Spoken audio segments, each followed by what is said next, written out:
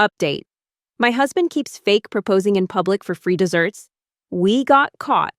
Welp, it finally happened. After my original post, I warned my husband, again, that this was going to backfire.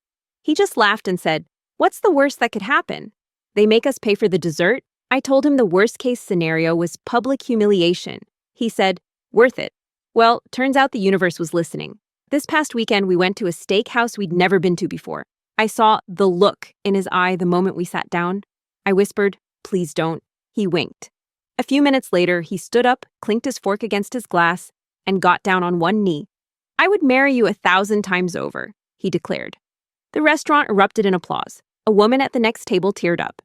A waiter rushed over to offer complimentary champagne. Everything was going great. Until I heard, "Wait a second." We turned to see a server squinting at us. Then she snapped her fingers and said, "You! I've seen you do this before." Dead. Silence. My husband, this man who has scammed at least a dozen innocent restaurants out of desserts, had the audacity to say, "I think you must be mistaken." The server shook her head and said, "Nope. You pulled this at Giovanni's. You gave the same speech." People started whispering. A guy across the room muttered, "Damn, this dude really loves proposing." The waiter holding the champagne slowly backed away. At this point, I was considering faking my own death to escape the situation, but my husband?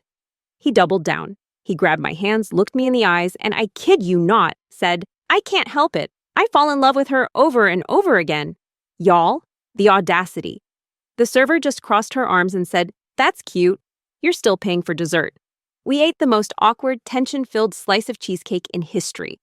I refused to make eye contact with anyone. When the check came, my husband signed it with a smug, "Worth it." I told him we are officially retiring from the fake proposal game. He sighed dramatically and said, "Fine, but if we ever go on vacation, I'm doing it at least once. Sir." We are blacklisted from at least one restaurant. Anyway, lesson learned. The cheesecake was delicious, though.